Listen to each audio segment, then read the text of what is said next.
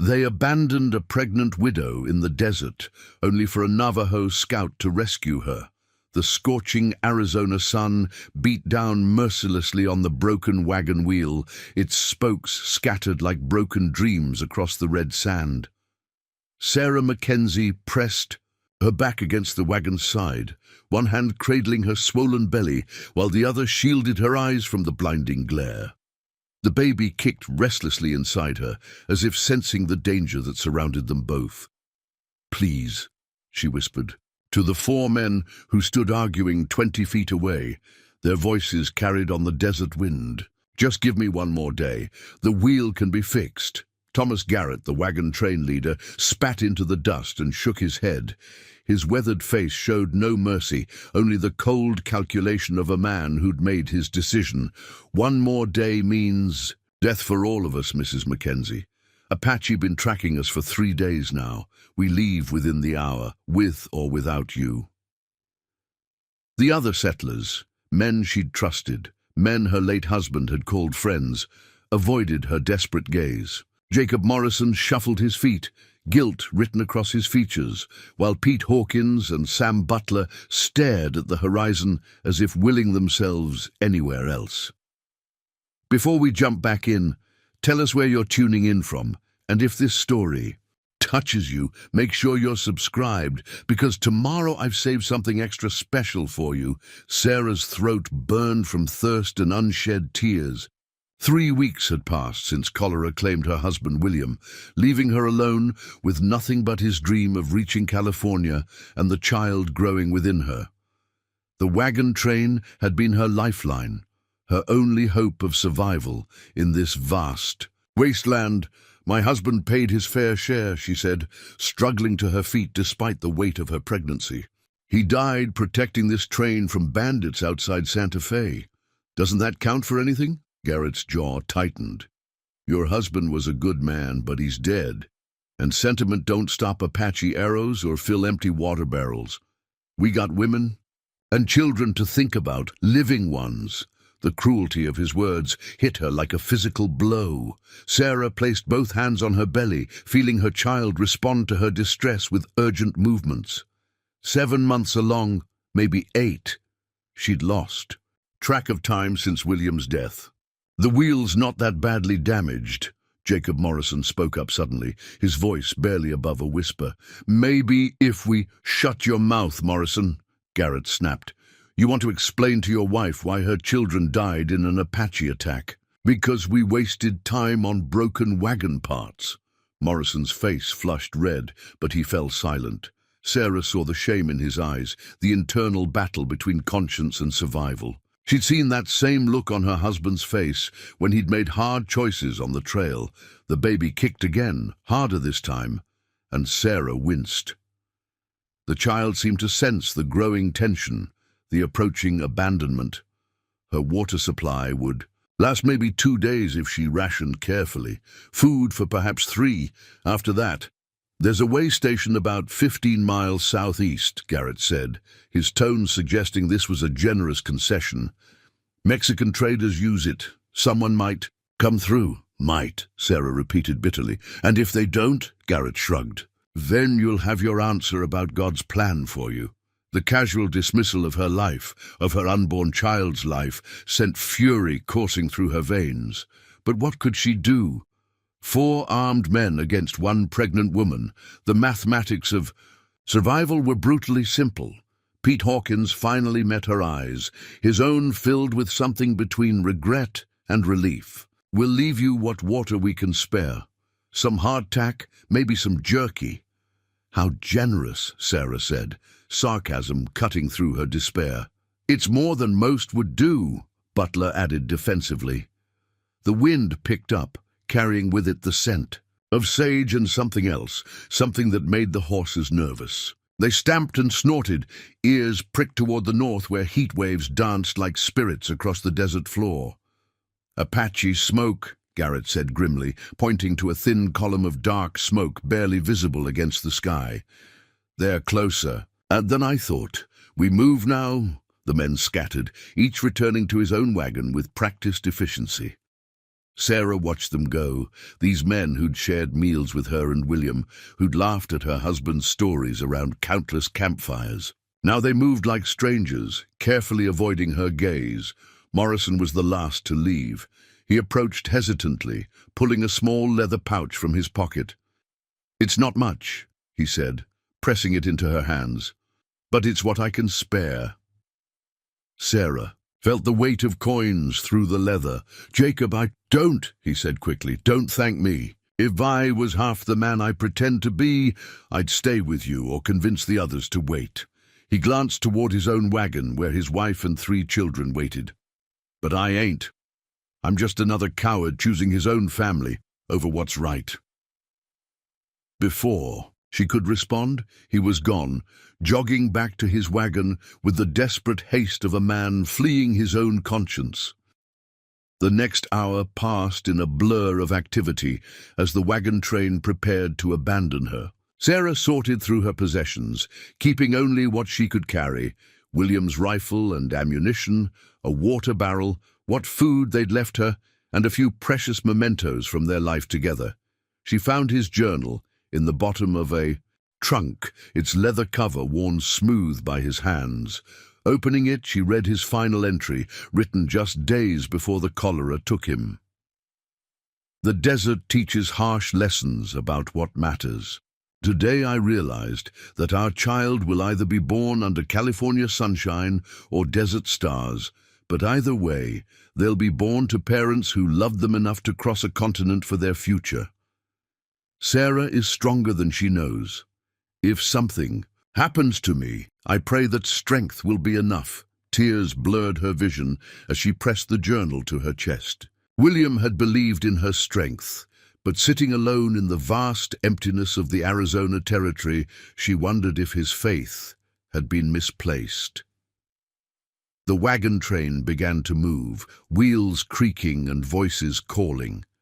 Sarah stood beside her broken wagon, one hand on her belly, watching the only familiar faces for hundreds of miles disappear into the desert haze. As the last wagon vanished from sight, leaving only dust clouds and hoof prints, Sarah Mackenzie found herself truly alone. For the first time in her life, the silence pressed down on her like a physical weight, broken only by the whisper of wind through sagebrush and the distant cry of a hawk circling overhead. She had perhaps 48 hours to live, maybe less if the Apache found her first.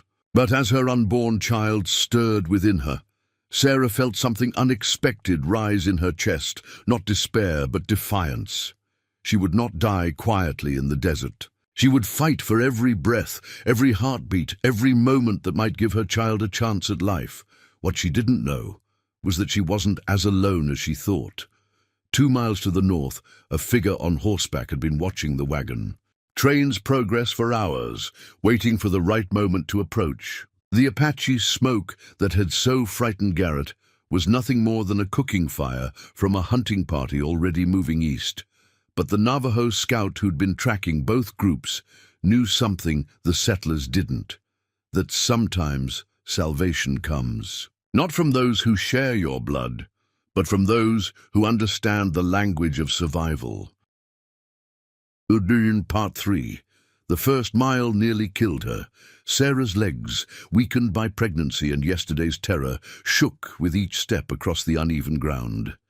Joseph moved beside her, leading his painted horse with infinite patience, adjusting their pace to match her stumbling gait.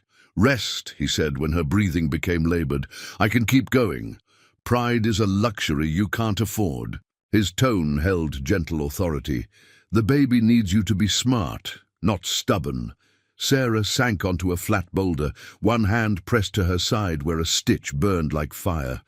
The storm clouds had grown closer, bringing blessed shade, but also the promise of deadly flash floods that could sweep through desert washes without warning. Joseph offered her water and a strip of jerky that tasted better than any meal she could remember. As she chewed, he studied the sky with the focused attention of someone reading a language written in wind and cloud.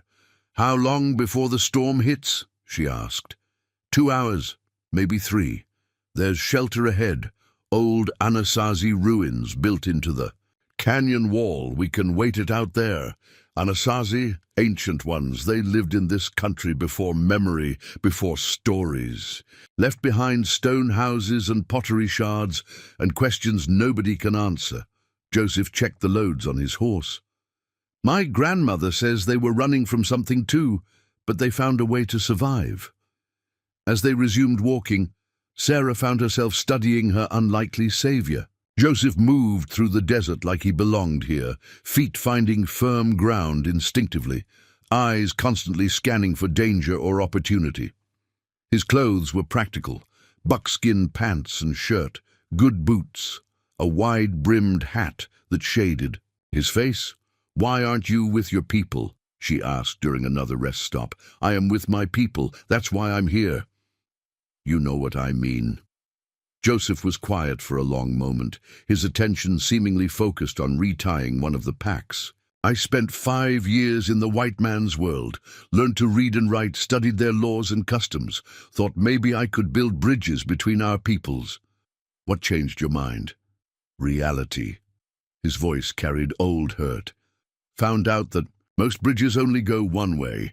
The first fat raindrops began to fall as they reached the ruins Joseph had promised. Ancient stone walls rose from the canyon floor like prayers carved in sandstone, their geometric precision a testament to builders who'd understood both beauty and survival. Sarah gasped as they entered the main chamber. The space was larger than her family's cabin back in Missouri, with carefully fitted stones forming walls that had withstood centuries of wind and weather. Pictographs decorated the rock faces, spirals and human figures and animals she couldn't identify. "It's beautiful," she whispered. Joseph smiled, the first genuine expression of pleasure she'd seen from him. "My grandmother brought me here as a boy, said these places hold the memories of people who refused to surrender." Rain began in earnest now, drumming against the stone roof and sending sheets of water cascading past the entrance. Sarah settled onto a flat stone that might have served as a bench for the ancient builders, watching Joseph efficiently arrange their supplies. Preparing and narrating this story took us a lot of time, so if you are enjoying it, subscribe to our channel. It means a lot to us. Now back to the story. The baby chose that moment to deliver a particularly vigorous kick, strong enough to make Sarah gasp and press both hands to her belly. Joseph looked up sharply. "Are you all right?" "Just active." Sarah tried to smile. "I think the little one is impatient to be born." "How long?" 6 weeks, maybe 7.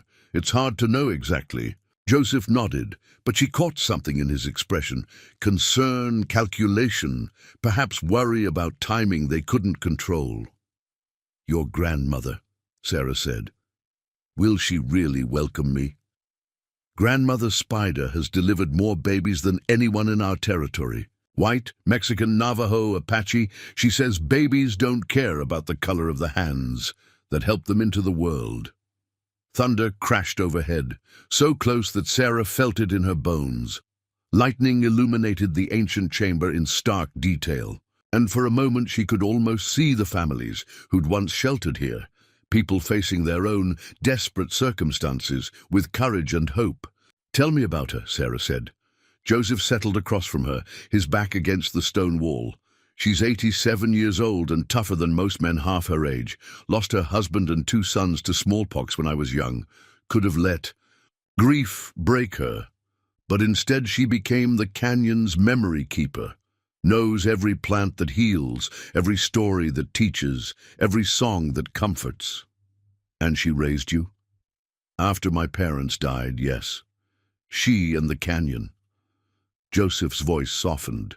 "With memory. Used to say I was too curious for my own good, always asking questions about the white man's world beyond the mountains. She knew I'd have to see for myself before I could choose where I belonged. And you chose to come back. I chose to understand that home isn't a place you leave behind. It's a place you carry with you." The storm intensified, turning the desert into a temporary lake. Water rushed through channels carved by countless flash floods, carrying the rich scent of wet earth. And sage. In the ancient chamber, Sarah felt safer than she had since William's death. "Joseph," she said quietly, "what if your people reject me? What if bringing me there causes problems for you?" He was quiet for so long that she wondered if he'd heard the question. When he finally spoke, his voice carried the weight of carefully considered words. "My grandmother says that sometimes the desert sends us exactly what we need, even when it looks like something we don't want." His dark eyes met hers. "She also says that every child born in our canyon becomes part of our family, regardless of where their parents came from, even a white child. Especially a white child. She believes that mixing bloodlines makes us all stronger." The rain continued through the afternoon, giving Sarah time to rest and think. She explored the ancient chamber, running her fingers over pictographs that seemed to tell stories of journeys and transformations. One image particularly caught her attention. A pregnant woman surrounded by helping hands, welcoming faces. "They understood," she murmured. "What?" "The people who lived here. They understood that pregnancy makes you vulnerable, but also connects you to something larger than yourself." Joseph approached the wall she was studying. "Grandmother Spider says that pregnant women are doorways between worlds. They carry tomorrow in their bodies while their feet are planted in today." As evening approached, the storm began to weaken. Joseph ventured outside to check conditions, returning with news that the washes were still running high, but would be passable by morning. "We'll reach the canyon tomorrow afternoon," he said. "But you should know, the last part of the journey is difficult. Narrow trail up the canyon wall. Are you strong enough?" Sarah thought of the wagon train, of Garrett's dismissive cruelty, of the long night alone in the desert. She thought of William's faith in her strength and the child who depended on her. "Survival. I'll make it," she said simply. Joseph nodded, apparently hearing something in her voice that satisfied him. As darkness fell, he built a small fire near the entrance, the smoke drawing up through ancient ventilation shafts that still functioned perfectly after centuries. They shared another meal of jerky and hardtack, supplemented by pine nuts. Joseph had gathered during a brief break in the rain. The food was simple, but Sarah couldn't remember anything tasting better. "Thank you," she said as they prepared to sleep. "For what?" "For not leaving me to die, for giving me hope." Joseph banked the fire carefully. "My grandmother would say that you saved yourself. I'm just the trail guide." But as Sarah settled onto a bed of pine boughs he'd arranged, she knew it was more than that. Joseph Yazzie had appeared at her darkest moment, like an answer to prayers she'd been afraid to voice. Whether through coincidence or the mysterious workings of fate, he'd offered her exactly what she needed most, a chance. Outside, the storm moved east, leaving behind the clean scent of rain and the promise of morning. Sarah placed both hands on her belly, feeling her child's gentle movements, and for the first time since William's death, she allowed herself to believe that tomorrow might bring something better than mere survival. Tomorrow might bring sanctuary. Part 4. Sarah woke to silence so complete it felt unnatural. The storm had passed, leaving behind air so clean it seemed to sparkle. Joseph was already moving about the ancient chamber, packing supplies with quiet efficiency. Morning light filtered through the entrance, revealing details hidden by yesterday's gloom, carved spirals in the stone, blackened areas where countless fires had burned, worn grooves where hands had gripped the rock for centuries. "How did you sleep?" Joseph asked without looking up. "Better than I expected." Sarah stretched carefully, working out the stiffness in her back. The baby had been quiet through the night, as if the ancient sanctuary had calmed them both. "Good. Today will test you." They left the ruins as the sun cleared the canyon rim. The desert had transformed overnight.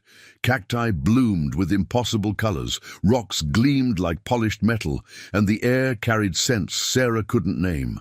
Flash flood channels had carved new patterns in the sand, creating a landscape that seemed both foreign and familiar. Joseph set a steady pace, neither fast nor slow, calibrated to Sarah's capabilities. His horse followed without guidance, occasionally nickering softly, as if commenting on their progress. After 2 hours of walking, Sarah began to notice subtle changes in the terrain. The canyon walls grew higher, the vegetation denser, the path more defined. "We're climbing," she observed. "The canyon entrance is hidden. Has to be, or raiders would have found it long ago." As if summoned by his words, riders appeared on the ridge above them. 3 men on horseback, too distant to make out clearly but close enough to represent danger. Sarah's hand moved instinctively toward the rifle strapped to Joseph's pack. "Friends of yours?" she asked. Joseph studied the riders with narrowed eyes. "Mexican bandits, probably. They've been working this territory since spring," he continued. Walking, but his posture had changed subtly, alert without appearing alarmed. The riders shadowed them for nearly an hour, maintaining their distance but never disappearing completely. Sarah found herself checking the ridgeline compulsively, waiting for the moment when pursuit would become attack. "They're not coming down," she said finally. "They're counting us, seeing what we carry, how we move, whether we're worth the risk." Joseph's voice remained calm. 3 armed men against 1 warrior and a pregnant woman should be easy odds, but they're staying back. That tells me something. What? They've heard stories about this area, about people who go into certain canyons and never come out. A chill ran down Sarah's spine despite the warming sun. "What kind of stories?" Joseph smiled grimly. "The kind that keep bandits on ridgelines instead of canyon floors." They reached the hidden entrance just as the sun achieved its noon intensity. Sarah would have walked past without noticing. What appeared to be solid rock face revealed itself as an optical illusion, shadows and stone creating the impression of continuity where actually a narrow gap split the canyon wall. "Stay close," Joseph warned. "The passage narrows in places." The gap was barely wide enough for his horse, forcing them to walk single file through a corridor of stone that rose hundreds of feet overhead. Sunlight filtered down in thin shafts, creating a cathedral atmosphere that made Sarah want to whisper. After what felt like miles, but was probably only a few hundred yards, the passage opened into a hidden valley that took Sarah's breath away. Green meadows stretched between towering red walls, bisected by a clear stream that sang over polished stones. Ancient cottonwoods provided shade, their leaves rustling in a breeze that carried the scent of growing things. But it was the people that made Sarah's heart race. A dozen Navajo emerged from various directions, some from traditional hogans built against the canyon walls, others from more permanent-looking structures that blended native and Mexican architectural styles. Men, women, children all watching the newcomers with expressions ranging from curiosity to suspicion. An elderly woman approached from the largest building, moving with the deliberate grace of someone who conserved energy for what mattered. Her hair was silver white, braided with colored cord, and her face held the kind of beauty that comes from wisdom earned through suffering. She wore traditional dress mixed with practical additions, sturdy boots, a leather belt heavy with tools, and pouches. "Grandmother," Joseph said in English, though Sarah suspected they usually spoke Navajo. The old woman's eyes fixed on Sarah with an intensity that felt like being examined by someone who saw far more than surface appearances. When she spoke, her voice carried authority tempered by warmth. "So, the pregnant woman from my dreams." She circled Sarah slowly, taking in details with professional interest. 7 months? "About that? Yes, Mum." "First child?" "Yes." "Father?" Sarah's throat tightened. "Dead. Cholera 3 weeks ago." The old woman nodded as if this confirmed something she already knew. "I am Maria Yazzie. These are my people. You will call me Grandmother Spider because that is who I am in this place." Sarah Mackenzie. Thank you for— No thanks yet, Grandmother Spider interrupted. Thanks come after we see if you survive what's coming. Her gaze shifted to the canyon entrance. Joseph, the Mexican riders, 3 of them, followed us for an hour but kept their distance. Good. They remember what happened to the last ones who entered our canyon uninvited. She turned back to Sarah. You are tired, hungry, afraid, all normal things. But tell me, why should we share our sanctuary with someone whose people would leave her to die? The question hit harder than Sarah expected. Around them, the other Navajo had gathered closer, listening to this examination with faces that revealed nothing of their thoughts. I don't know, Sarah said honestly. I can't offer you anything you don't already have. I don't know your customs or speak your language. My child will be another mouth to feed, another responsibility. But— Sarah placed both hands on her belly. But this baby didn't choose to be half-orphaned, didn't choose to be born into a world where people measure worth by convenience. If you help us, I swear I'll find ways to repay the debt. I'll work, I'll learn, I'll do whatever you need. Grandmother Spider's expression didn't change, but something flickered in her dark eyes. Pretty words. But words are like water in the desert. They disappear when you need them most. One of the watching men stepped forward. He was perhaps 40, with scars on his arms and a face that suggested he'd seen considerable violence. When he spoke, his English was heavily accented but clear. Grandmother, the woman carries white blood. Her child will too. How do we know? She won't bring soldiers, government men, trouble we don't need. Murmurs of agreement rose from several others. Sarah felt the mood shifting, suspicion hardening into potential rejection. After everything she'd endured, after Joseph's kindness and her growing hope, she might still be cast out to die. But Grandmother Spider raised one weathered hand, and silence fell immediately. Robert Begay raises important questions, she said. Questions that deserve answers. Her attention returned to Sarah. Your people, the ones who abandoned you, they knew of this place. No, they mentioned a way station, but Joseph said it was abandoned. And your husband's people? Family who might come looking? Sarah shook her head. William was orphaned young. No family except what we were building together. Government papers, army connections, church missions. William avoided all of that, said the less the government knew about our business, the better. Sarah met the old woman's gaze directly. We were just farmers, hoping for land in California, nothing more. Grandmother Spider nodded slowly. Around the circle, she could see the various faces processing this information, weighing risks against their natural inclination toward hospitality. There is another question, the old woman said finally, more important than all the others. What?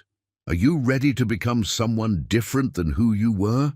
Grandmother Spider's voice grew softer but more intense. Because the woman who enters this canyon pregnant and alone cannot be the same woman who leaves with a child and a future. That woman must die for this one to be born. Sarah thought of the wagon train, of Garrett's cruelty, of sleeping alone in the desert with death circling closer each hour. She thought of William's journal, his faith in her strength, his dreams for their child's future. She's already dead, Sarah said quietly. I just need help becoming who comes next. For the first time, Grandmother Spider smiled. Bars Part 5. The transformation began immediately. Grandmother Spider led Sarah to a small adobe structure built against the canyon's eastern wall, where morning light would warm the interior, but afternoon heat couldn't penetrate. The single room contained a bed frame strung with rope and covered by woven blankets, a simple table, 2 chairs, and shelves holding pottery, baskets, and items Sarah couldn't identify.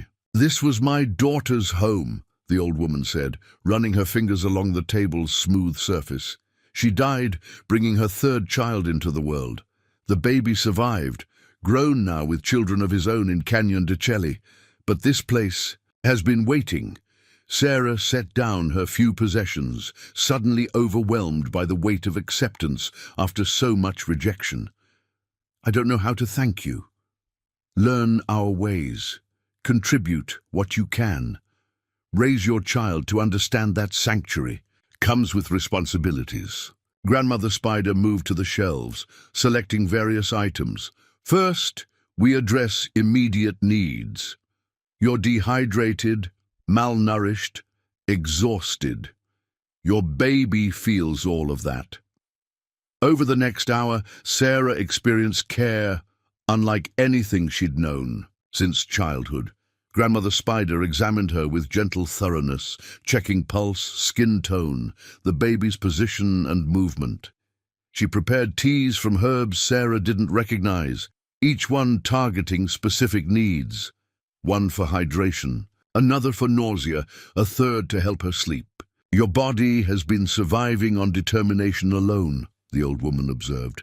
Determination is powerful medicine, but it has limits. How many babies have you delivered? Stopped counting after 200. Navajo, Apache, Mexican, even a few. White children when their parents found their way here. Grandmother Spider settled into the other chair. Each birth teaches something new, but the basics never change. Life wants to happen. We just help it along. That evening, Sarah joined the community for their shared meal. The canyon held perhaps 30 people, ranging from infants to elders, all connected by bonds she was only beginning to understand. The food was simple but abundant: corn, stew, flatbread, roasted vegetables, meat she didn't recognize. Joseph sat beside her, translating when conversations shifted to Navajo, explaining customs and relationships. The man who questioned you earlier, Robert Begay, he lost his wife and son to cavalry soldiers 5 years ago. His suspicion isn't personal. I understand. Do you? Joseph's voice held gentle challenge. Because understanding and accepting are different things. You'll face suspicion, testing, moments when you wonder if you belong here. That's normal. But walking away isn't an option anymore. Sarah watched the faces around the fire, weathered by sun and hardship but animated with laughter, conversation, the easy intimacy of people who'd chosen to trust each other with their lives. Children played between the adults, switching effortlessly between languages, belonging fully to the community rather than individual families. What happens when my baby is born? She asked. The child becomes part of the clan. Navajo by choice, if not by blood. Joseph poked at the fire with a stick. But there will be challenges. Some of our people have suffered at white hands. Your child will carry that history, whether they understand it or not. A young woman approached their group, carrying an infant perhaps 6 months old. She was beautiful in the way of someone comfortable in her own skin, with intelligent eyes, and an easy smile. This is Elena Sandoval, Joseph said in English. Her husband trades with Mexican settlements south of here. Elena settled beside them, her baby gurgling contentedly. Joseph tells me you lost your husband, she said in lightly, accented English. 3 weeks ago, cholera took him outside Santa Fe. I'm sorry. Loss makes us all sisters, regardless of blood. Elena shifted the baby to her other arm. My first child died at birth. Winter sickness when I was very young. I thought the pain would kill me too. How did you survive it? Time. Work.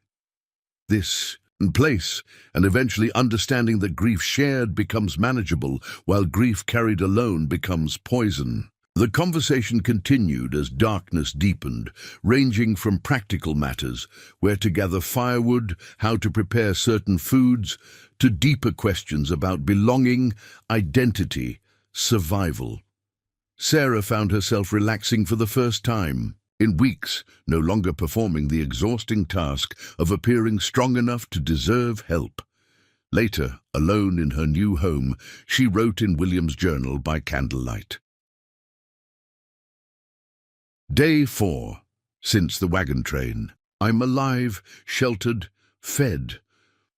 The baby moves constantly now, as if sensing safety. These people have no reason to trust me, but they're choosing to anyway. Grandmother Spider says tomorrow I'll begin learning their ways. Languages, customs, skills I'll need to contribute rather than just consume. I think about you constantly, William, wondering what you'd make of this turn in our story. Would you approve? Would you understand that sometimes survival requires becoming someone new? I miss you with every breath, but I'm beginning to believe. Our child might have a future after all. Not the California dreams we planned, but something else. Something that might be better. She was closing the journal when she heard voices outside, Joseph and Grandmother Spider speaking in rapid Navajo. Sarah recognized the tone, if not the words. Concern, urgency, decision-making. She crept to the window, peering through a gap in the shutters. Joseph was pointing toward the canyon entrance, while Grandmother Spider listened intently. Other figures moved in the darkness, men checking weapons, women gathering children. Something was wrong. A soft knock interrupted her surveillance. "Sarah," Joseph's voice, carefully controlled. "May I come in?" She opened the door to find him standing with Robert Begay and two other men she didn't recognize. All carried rifles, and their faces held the grim expression of people preparing for trouble. "What's happening?" "The Mexican bandits," Joseph said. "They didn't leave when we thought they did. Been watching the canyon entrance, counting our people, studying our defenses." "And?" Robert Begay stepped forward.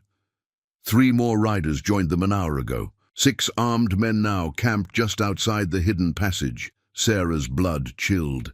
"They're planning to attack." "Tomorrow, probably. Dawn raids are their preferred method." Joseph's jaw tightened.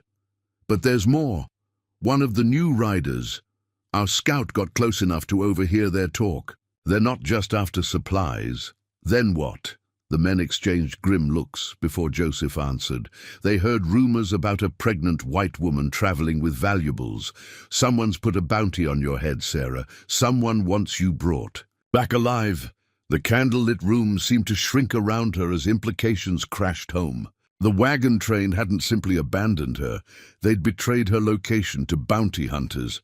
Garrett's cruel practicality had extended to profiting from her desperation. "They know about the canyon?" she asked. "Not yet. But 6 armed men can. Force the passage if they're determined enough." Robert's voice held professional assessment. "We can hold them off, but not without casualties. Good people will die, protecting you." The accusation hung unspoken, but clear. "Your presence here brings death to people who showed you mercy." Preparing and narrating this story took us a lot of time, so if you are enjoying it, subscribe to our channel. It means a lot to us. Now, back to the story. Sarah looked around the room that had briefly felt like home, at faces that had begun to show acceptance, at the future that had seemed possible just hours ago. The old, familiar weight of responsibility settled on her shoulders. Heavier. Now, because it involved not just her own life and her child's, but an entire community that had risked everything to help her. "There's another option," she said quietly. Joseph shook his head before she could continue. "No, you don't know what I was going to say. You were going to suggest surrendering yourself to protect us. The answer is no." 6 men, Joseph. Against how many of your warriors? And what happens to the children if those men force their way in? What happens to the women, the elders? Robert Begay's expression hadn't changed, but something flickered in his eyes. Perhaps recognition that she understood. The stakes better than they'd expected. "There's a third option." Grandmother Spider's voice came from the doorway. The old woman entered with the quiet authority of someone accustomed to making life-and-death decisions. "But it requires trust from all of us." "What kind of trust?" Sarah asked. The old woman's smile was sharp as winter wind, the kind that turns hunters into prey. As they sat by the fire eating beans and hardtack, Mara found herself studying her unlikely partner. Ayana moved with the fluid economy of someone who had learned to waste neither motion nor energy. Yet there was gentleness in how he handled the horses, wisdom in how he read the land. "How long have you been alone?" she asked. "My wife died 8 summers ago. Smallpox." His voice carried old grief, carefully contained. "My children, they chose different paths. The reservation life, government schools, white man's Christianity. I do not blame them. Survival takes many forms. I understand." Mara stared into the flames, seeing Samuel's face in the dancing light. After Samuel passed, his children from his first marriage made it clear I wasn't welcome. They were polite about it, but the message was plain enough. "Family is not always blood," Ayana said quietly. "No, sometimes it's the person willing to share a fire with a stranger." They sat in comfortable silence until Ayana spoke again. "Tell me about this farming knowledge you possess. What crops grow best in your Ohio soil?" "Corn, naturally. Wheat, when the weather cooperates. We always kept kitchen gardens, potatoes, beans, squash. Samuel raised cattle, but I preferred chickens, easier to manage, and the eggs provided steady income." She paused, remembering. "What about your people's methods? I've heard stories about companion planting, but never learned the specifics." "3 sisters," Ayana replied, his face lighting with genuine enthusiasm. "Corn, beans, and squash planted together. The corn provides structure for the beans to climb, the beans fix nitrogen in the soil for the corn and the squash leaves shade the ground to retain moisture and prevent weeds." "Ingenious. How much land would we need for a sustainable combination of both methods?" "Depends on many factors. Soil quality, water access, length of growing season." He leaned forward, sketching invisible maps in the air with his hands. "The valley I have in mind has good drainage, faces south for maximum sun exposure, and has a creek that runs year-round. Maybe 40 acres of tillable land, with grazing areas and forest beyond." Mara felt excitement building in her chest. This wasn't just idle dreaming. This was practical planning between two people who understood the realities of frontier agriculture. What about buildings, living quarters, storage, livestock shelter? The valley has timber suitable for construction. Pine for framing, hardwood for detail work, stone for foundations and chimneys. Ayana's eyes gleamed in the firelight. "But first, we must survive Morse's attention and establish legal claim to the land." "About that," Mara said carefully, "I should tell you something about my background. Back in Ohio, Samuel and I weren't just farmers. He served as township supervisor for 12 years, and I kept the books for 3 different businesses. I know government paperwork, legal procedures, how to navigate bureaucracy, and I know every game trail, water source, and seasonal pattern within 100 miles. I know which government officials can be trusted and which ones pocket Morse's gold." He smiled grimly. "Between us, we might actually succeed." Preparing and narrating this story took us a lot of time, so if you are enjoying it, subscribe to our channel. It means a lot to us. Now back to the story. Outside, the wind picked up, rattling the cabin's windows and sending sparks up the chimney. Both of them instinctively glanced toward the door, listening for sounds that didn't belong to the natural rhythm of the forest. "Riders," Ayana said quietly, rising to peer through a gap in the curtains. Mara joined him at the window, her heart hammering against her ribs. Through the darkness she could make out the faint glow of torches moving up the mountain trail. At least 6 riders, maybe more. "Morse doesn't waste time," she whispered. "No, but he made a mistake." Ayana's voice carried quiet satisfaction. "He brought too many men, made too much noise. This is not his territory, it's mine." He moved to his saddlebags, retrieving a rifle that looked like it had seen considerable use, but remained in perfect condition. "Can you shoot?" Well enough. Mara's reply was steady despite the fear coursing through her veins. Good, because our partnership is about to face its first real test. The sound of approaching hoofbeats grew louder, accompanied by rough voices and the creak of leather saddles. Through the window, they could see torchlight flickering between the trees, growing brighter with each passing second. Ayana extinguished the fire with practiced efficiency, plunging the cabin into darkness. Stay low, stay quiet, and remember, we're not just fighting for land anymore, we're fighting for the right to choose our own future. As the riders surrounded the cabin, Mara gripped the rifle he handed her and realized that her new life was beginning the same way her marriage to Samuel had ended, with violence threatening everything she held dear, but this time she wasn't facing it alone.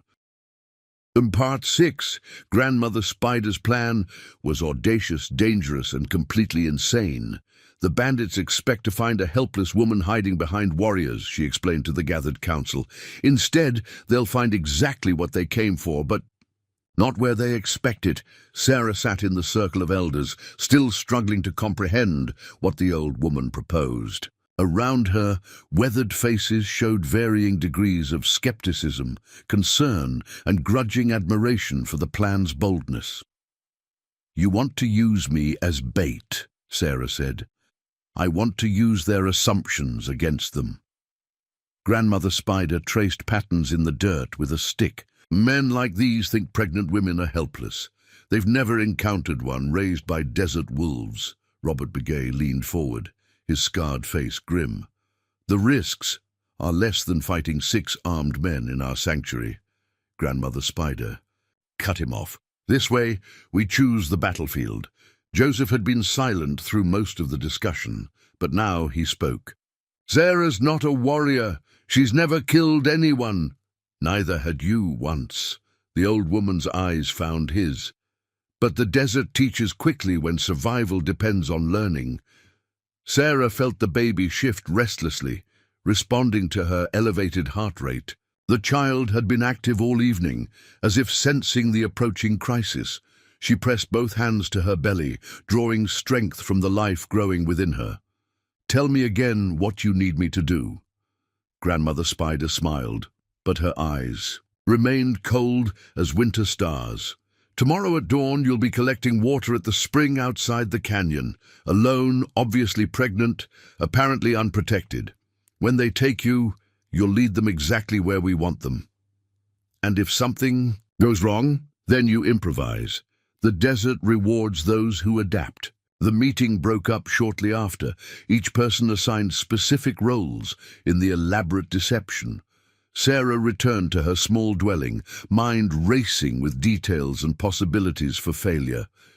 She tried to sleep, but found herself staring at the ceiling, listening to night sounds that seemed amplified by anxiety. A soft knock interrupted her restless thoughts. Elena Sandoval entered carrying a bundle wrapped in doeskin. "From Grandmother Spider," she said, unwrapping the package to reveal a knife unlike any Sarah had seen. The blade was obsidian, knapped to razor sharpness, with a handle wrapped in leather and adorned with small turquoise stones. "It's beautiful," Sarah whispered, testing the balance. The weapon felt alive in her hands, perfectly weighted for her grip. "Ancient design, but the blade is new. Grandmother Spider made it herself." Elena's voice carried reverence. "She says obsidian cuts deeper than steel, and the spirits of old women who defended their children are trapped in volcanic glass." Sarah sheathed the knife, feeling its weight against her thigh. "I've never killed anyone." "The first time is hardest. After that, it becomes about survival rather than conscience." Elena's matter-of-fact tone suggested personal experience. "Remember, they're not coming to rescue you. They're coming to collect a bounty. They'll kill your baby if it's convenient." After Eleanor left, Sarah sat on her bed holding William's journal. She opened to a blank page and began writing what might be her final entry. If you're reading this, my love, then I've failed to survive what's coming. The people here have been kinder than I deserved, but my presence has brought danger to their sanctuary. Tomorrow I'll try to lead that danger away from them, toward a trap that might save us all. Our child moves constantly now, as if eager to join the fight. I pray they'll have the chance to grow up in this hidden canyon, surrounded by people who measure worth by courage rather than convenience.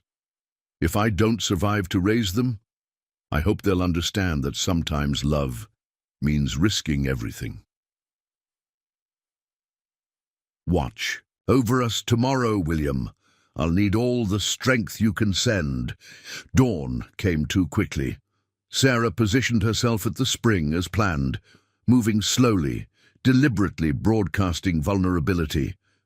The water source lay just outside the canyon's hidden entrance, surrounded by cottonwoods that provided both cover and concealment, perfect for an ambush, which was exactly what Grandmother Spider had intended. The bandits arrived within minutes of sunrise, approaching with the casual confidence of predators who'd found easy prey. Sarah counted 6 riders, just as Joseph had reported. Their leader was a thin man with cruel eyes and a silver-trimmed hat that suggested successful raiding. "Buenos dias, señora," he called out, his English heavily accented. "You are far from home, no?" Sarah continued filling her water vessel, affecting the kind of fearful compliance that would encourage their overconfidence. "Please," she said, allowing her voice to tremble, "I'm just getting water for my people. Your people." The leader dismounted, his companions spreading out to cut off potential escape routes. "You mean the savages hiding in that canyon?" "They're not savages. They've been kind to me." "Kind?" The bandit laughed, a sound like breaking bottles. "They have been harboring stolen property. You see, Senora, there is a bounty on your head. Someone very much wants you returned alive." Sarah's blood chilled, but she kept her expression carefully. Neutral. "I don't understand." "No? Perhaps this will clarify." The bandit pulled out a folded paper, obviously a wanted poster. "Sarah Mackenzie, widow of William Mackenzie, last seen with a wagon train bound for California. Reward for safe return, $1,000. $1,000. More money than most people saw in 5 years. No wonder the wagon train had betrayed her location. That kind of reward would set up families for decades. "Who wants me?" she asked. "Someone with long reach and longer memory. But that is not your concern." The leader gestured to his men. "Take her, carefully, she's worth nothing dead." 2 bandits dismounted and approached, their confidence absolute. Sarah allowed them to get within arm's reach before she moved. The obsidian blade cleared its sheath, in one fluid motion, opening the first man's throat before he could react. The second bandit had time for a single startled curse before Sarah's backhand stroke found his carotid artery. Both men collapsed, their blood darkening the sandy ground around the spring. "Dios mío!" The leader's shocked exclamation was echoed by his remaining companions. "She's a demon!" "No," Sarah said, rising slowly from her crouch. "I'm a mother." That's when the real trap sprung. Joseph and 3 other warriors emerged from concealment in the cottonwoods, rifles trained on the mounted bandits. At the same time, Robert Begay appeared behind them, having circled around during the distraction. "Drop your weapons," Joseph commanded in Spanish, then repeated it in English. The bandits found themselves surrounded, their easy prey transformed into predator, their simple raid turned into nightmare. 2 of their number lay dead in spreading pools of blood, killed by a pregnant woman they'd assumed was helpless. The leader's face cycled through shock, rage, and finally calculation. "You cannot kill us all," he said. "There will be others. The bounty will bring them like flies to honey." "Maybe," Sarah replied, wiping blood from the obsidian blade. "But they'll find the same thing you did, that desert wolves protect their own." The bandit's eyes widened as he finally understood what he was seeing. This wasn't just a pregnant woman hiding among natives. This was someone who'd been transformed by necessity, forged by abandonment and betrayal into something entirely new. "What are you?" he whispered.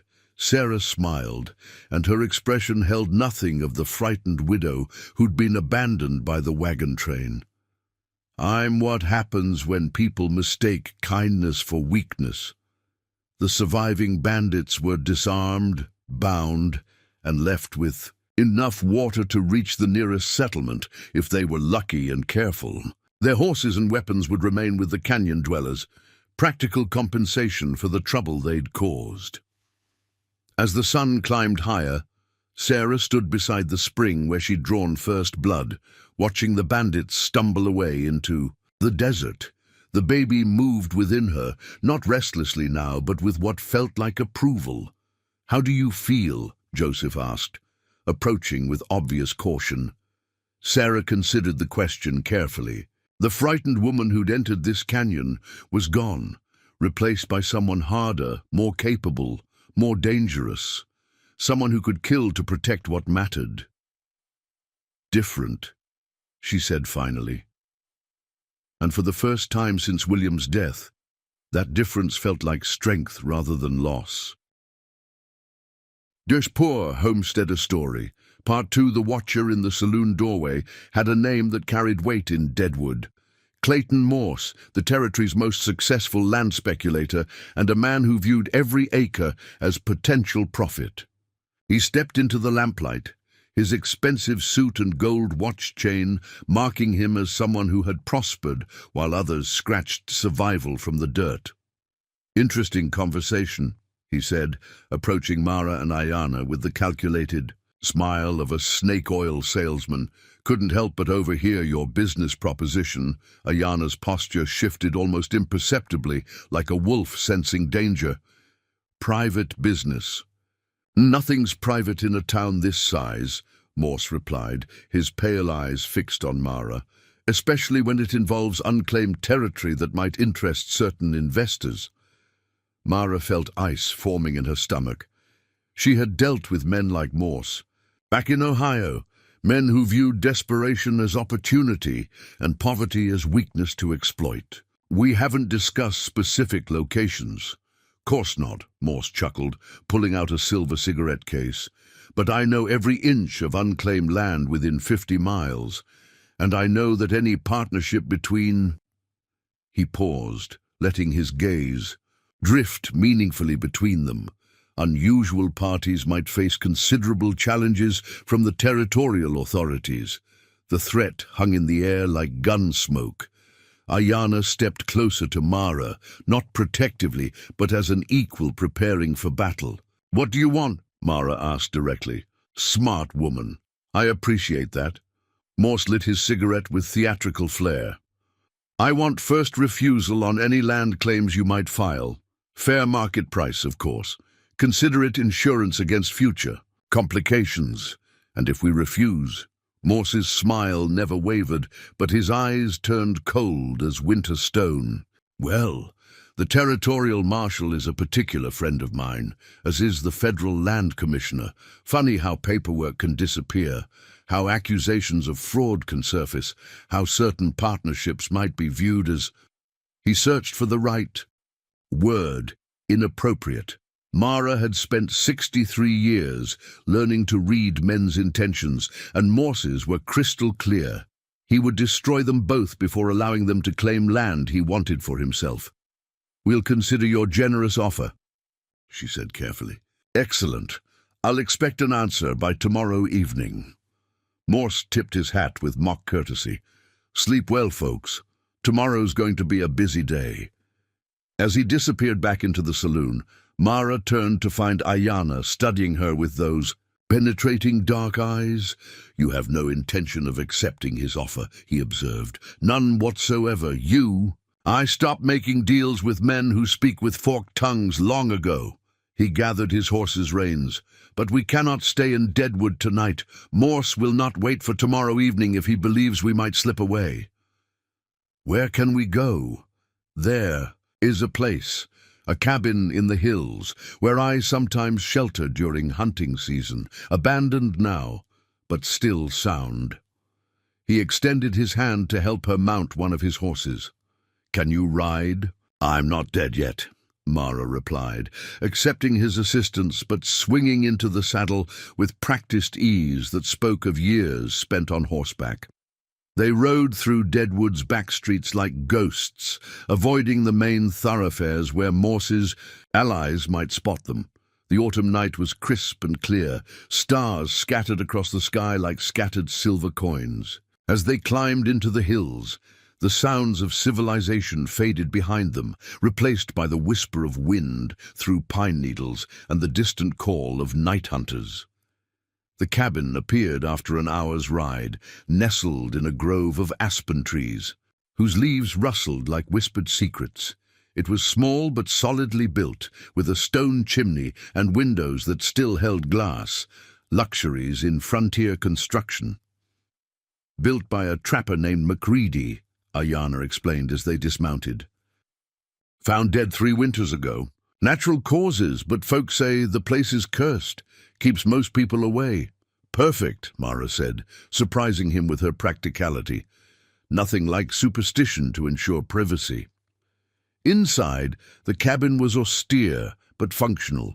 A stone fireplace dominated one wall, flanked by simple wooden furniture covered in dust and cobwebs. Ayanna quickly built a fire while Mara explored their temporary refuge, her experienced eye cataloging resources and potential improvements.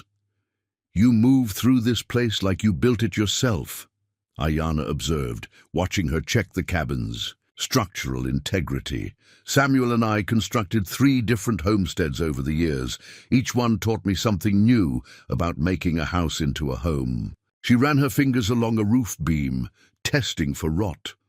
"This one's built to last. MacReady knew his craft."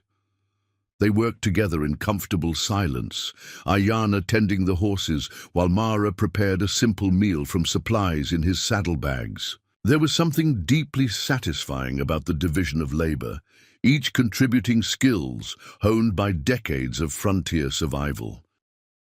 "6 horses," Ayanna observed, shading his eyes against the rising sun. "Moving with purpose." Mara counted quickly, her mind racing through possibilities. Too few for a full posse, too many for casual travelers. Morse's men coming back for another. Try different approach this time. Ayanna was already breaking camp with efficient haste.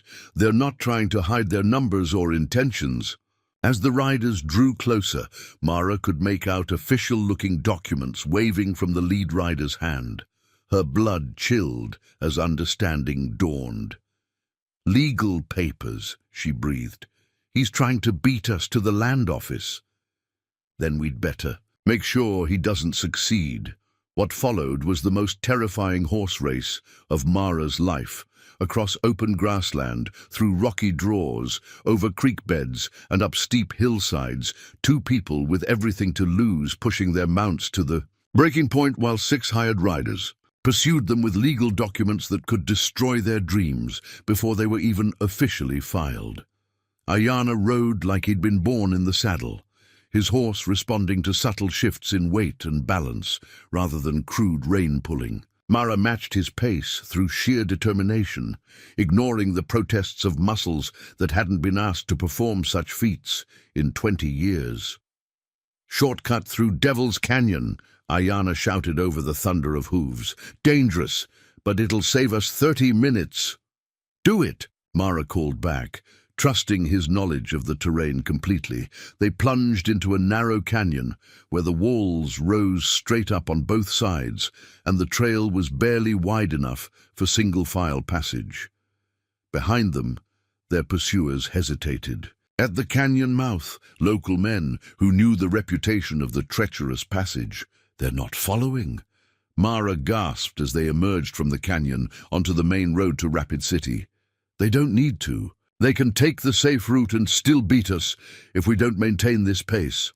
Rapid City's buildings appeared on the horizon like a mirage, growing larger with agonizing slowness. Mara's horse was lathered with sweat, sides heaving. but still, game for the final sprint. Beside her, Ayana's mount showed similar signs of exhaustion, but maintained its ground-eating stride.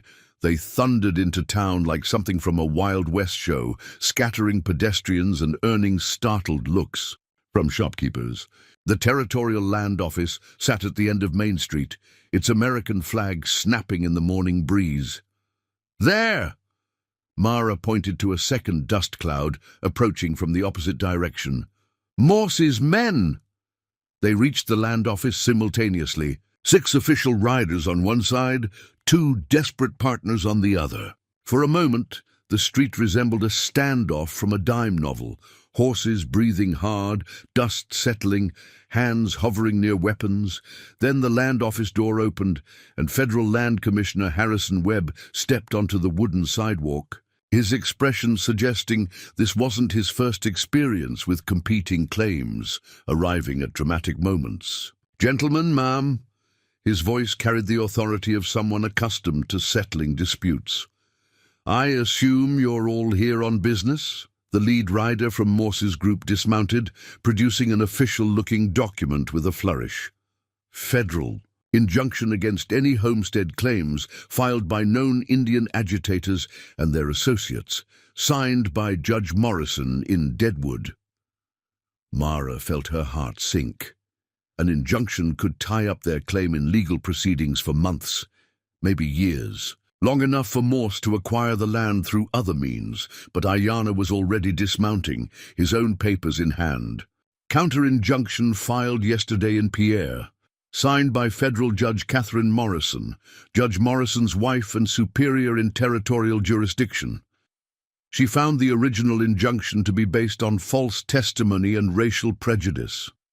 The street fell silent, except for the sound of horses breathing and Mara's heart hammering against her ribs. Everything they'd worked for, planned for, risked their lives for, came down to competing pieces of paper and the interpretation of a man they'd never met. Commissioner Webb examined both documents with the careful attention of someone who understood that his decision would echo far beyond this dusty street. After what felt like hours, but was probably only minutes, he looked up. "The counter-injunction takes precedence. Mrs. Thornfield, Mr. Standing Bear, you may file your claim." As they walked into the land office, Mara realized her hands were shaking, not with fear, but with the overwhelming relief of someone who had just watched her future hang in the balance and emerge intact. "How did you know about Judge Morrison's wife?" she whispered to Ayana. His smile was the closest thing to pure satisfaction she'd ever seen. 3 days in Deadwood gave me time to do more than just avoid Morse's men. Sometimes the best weapon against prejudice is better preparation." Behind them, Morse's riders remounted and rode away in defeat, leaving only dust and the promise of future battles. But for now, victory belonged to 2 people the world had dismissed as too old and too different to matter. The real work was just beginning. Udc's Poor Homesteader Story, Part 3, MacReady's Ghost Cabin. A gruff voice called from outside. Perfect place for an old woman and her savage to hide. Mara's jaw clenched at the crude language, but Ayana placed a steadying hand on her shoulder. His touch was calm, confident, the reassurance of someone who had faced far worse odds and survived. 6 men, he whispered, his breath barely audible. Morse stayed in town. These are hired guns, not thinking men. That makes them dangerous, but predictable. Through the window they watched the riders dismount and spread out around the cabin with military precision. These weren't drunken cowboys or local troublemakers. They moved like professional killers, men who made their living with violence. "Burns easily, this old timber," the same voice continued, louder now. "Shame if it caught fire with folks trapped." Inside, the threat was clear, but Ayana seemed almost amused. He gestured for Mara to follow him toward the back of the cabin, where a narrow window faced the steep hillside behind the structure. "MacReady built more than one exit," he explained, softly, lifting a section of floorboard to reveal a hidden crawl space. Trappers learn to plan for trouble. You're suggesting we run? Mara's whisper carried an edge of steel. I didn't come this far to be chased off by hired thugs. Not running. Repositioning. His smile was predatory in the darkness. Sometimes, the best way to win a fight is to choose where it happens. Outside, impatience was getting the better of their pursuers. Enough talking, someone shouted. Torch the place. That's when Ayana made his move. In one fluid motion, he kicked open the front door and fired 2 quick shots into the air, not to kill, but to scatter the men and destroy their night vision. With muzzle flashes, before they could react, he had vanished back into the cabin's darkness. Mara now, he hissed. She squeezed through the rear window with surprising agility for a woman her age, dropping into the shadows behind the cabin as gunfire erupted from the front. Ayana followed seconds later, moving like smoke through the darkness. They climbed the hillside in silence, using every rock and tree for cover as chaos erupted below. The hired guns were shooting at shadows now, their torches making them perfect. Targets while blinding them to everything beyond their circle of light.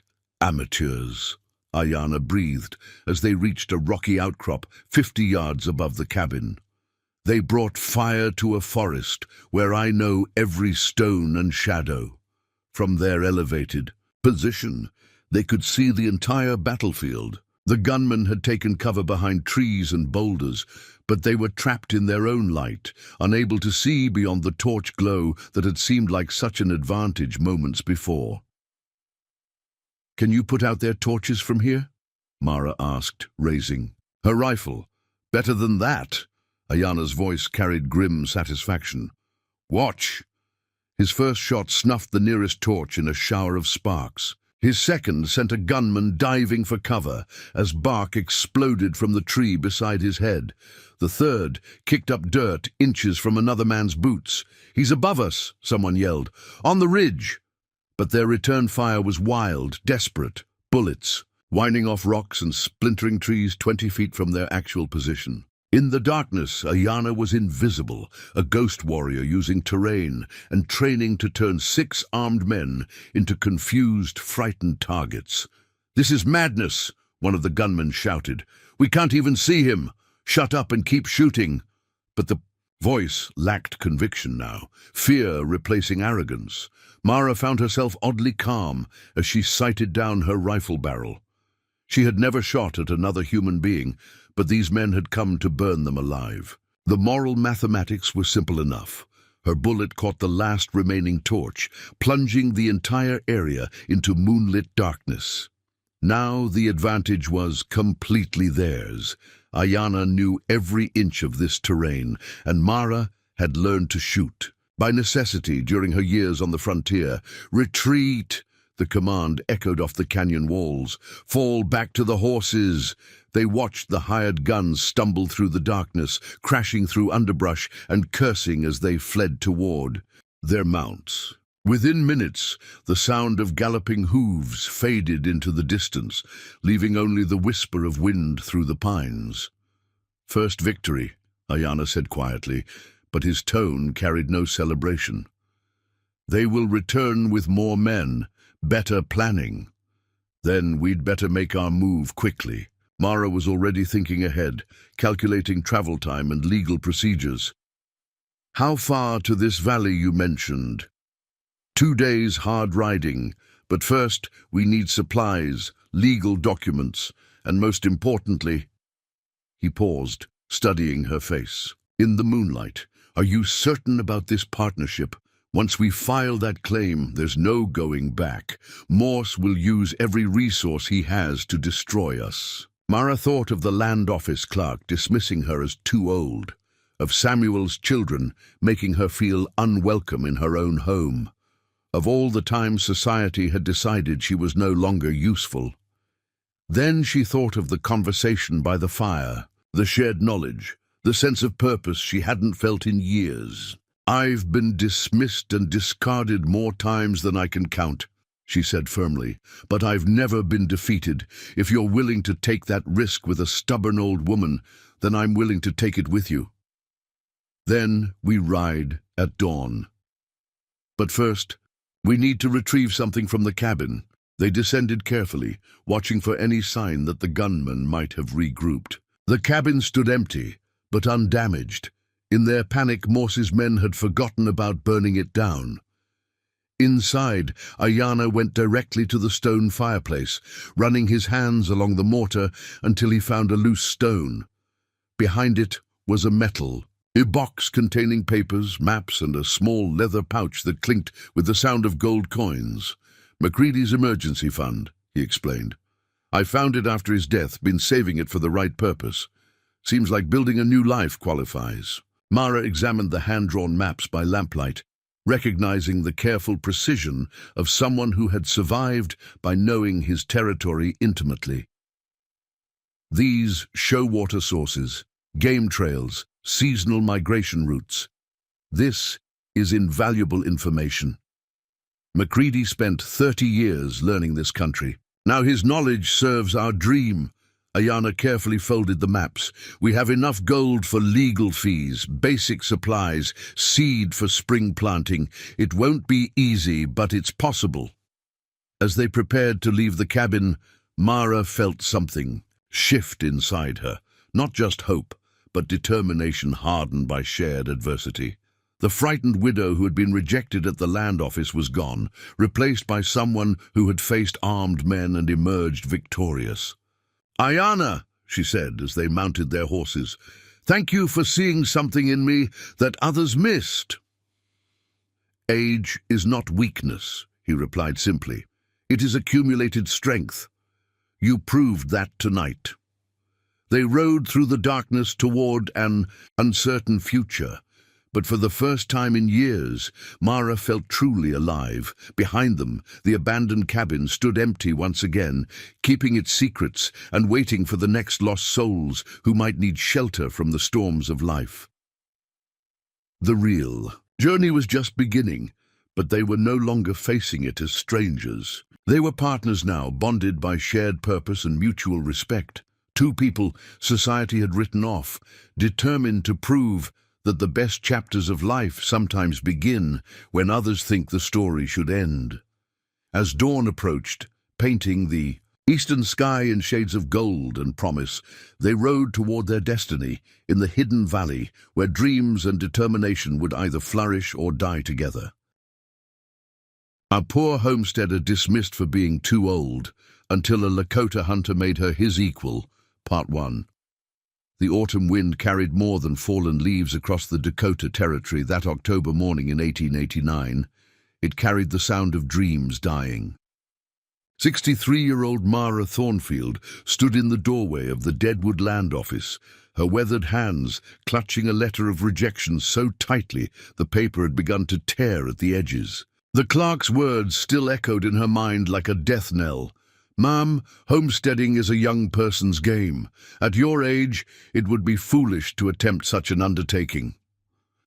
Behind her, the bustling frontier town continued its relentless march toward progress, but Mara felt frozen in time, too old to start over, too proud to give up. She had sold everything she owned back in Ohio after her husband Samuel's death, convinced that the promise of free land under the Homestead Act would give her a chance to build something lasting, something that would honor his memory. Now, standing on these wooden planks with rejection burning in her chest, she realized how naive that dream had been. Before we jump back in, tell us where you're tuning in from, and if this story touches you, make sure you're subscribed, because tomorrow I've saved something extra special for you. The morning sun cast long shadows across Main Street as Mara slowly descended the office steps, her black wool dress rustling against the rough wooden planks. Other hopeful settlers pushed past her, their eyes bright with the same optimism she had carried just moments before. Young families, strong-backed men, determined couples, all of them possessing the one thing she lacked: youth. "Mrs. Thornfield." A gentle voice called from behind her. She turned to see Martha Fleming, the town's schoolteacher, approaching with concern etched across her round face. Martha was perhaps 40, still young enough to be considered suitable for frontier life. yet kind enough to befriend a woman old enough to be her mother. I heard about your application, Martha said softly, glancing toward the land office. I'm so sorry, Mara. It isn't right. Mara straightened her shoulders, summoning the same dignity that had carried her through Samuel's funeral, through the sale of their farm, through the long journey west. Perhaps they're right, she said, though the words tasted bitter. Perhaps. I'm too old to be chasing dreams meant for younger folks. Nonsense, Martha replied firmly. You've got more strength in your little finger than most of those boys half your age, and you've got something they don't, wisdom.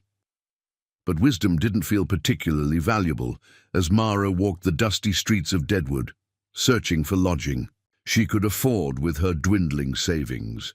The boarding houses all wanted monthly payments in advance, and the cheaper establishments near the saloons were no place for a respectable widow. By evening, she found herself sitting on a bench outside the general store, watching the sun set over the Black Hills and wondering if she had enough money left for a train ticket back to Ohio. That's when she first saw him. The Lakota man emerged from the tree line like a shadow given form, leading a string of horses with the quiet confidence of someone who belonged to this land in ways the white settlers never would.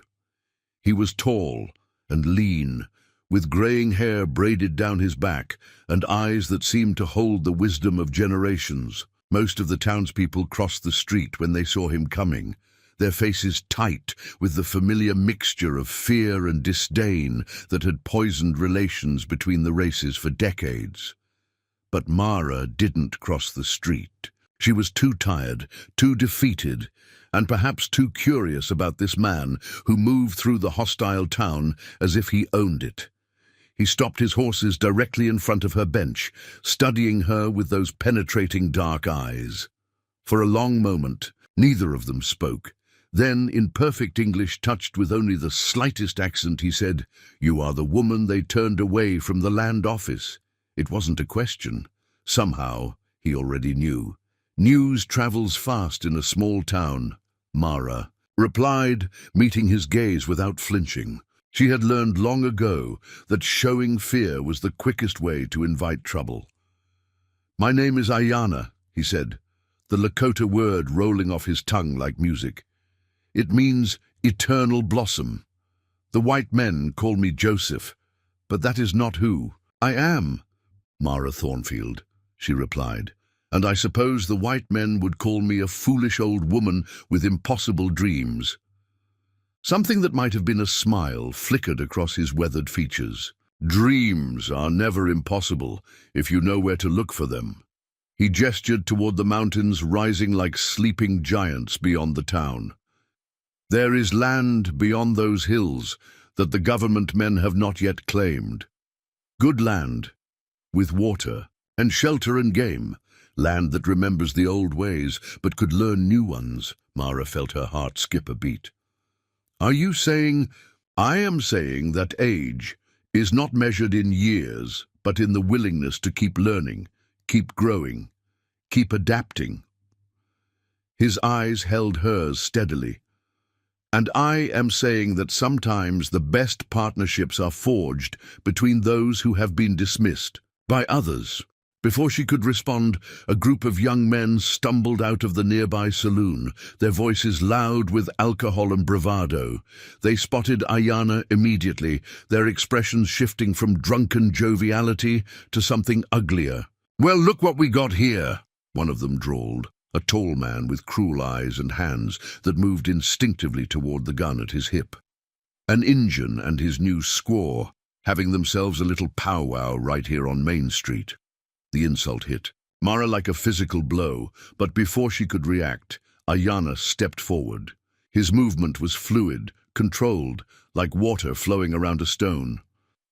"Walk away," he said quietly. "This does not concern you."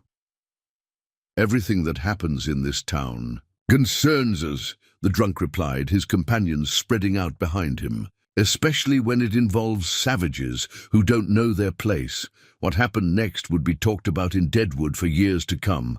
Ayana didn't draw a weapon, didn't raise his voice, didn't even seem to hurry. He simply moved with the liquid grace of a man who had learned to survive in a world that wanted him dead. The first drunk found himself face down in the dirt before he even realized he'd been touched. The second managed to clear leather before discovering his gun was no longer in his hand. The third and fourth simply backed away, suddenly sober enough to recognize that they were facing something far more dangerous than they had bargained for. "Walk away," Ayana repeated, his voice still calm as still water. This time they did. As the men retreated into the saloon, Mara realized she was holding her breath. She had seen violence before. Frontier life was rarely peaceful. But she had never seen anyone handle a dangerous situation with such quiet efficiency. "You didn't kill them," she observed. "Death should have a purpose," he replied, turning back to her as if nothing had happened. "Teaching fools to mind their manners is not purpose enough." In that moment, Mara understood that she was looking at something rare, a man who possessed both the strength to survive in a harsh world and the wisdom to choose when not to use that strength.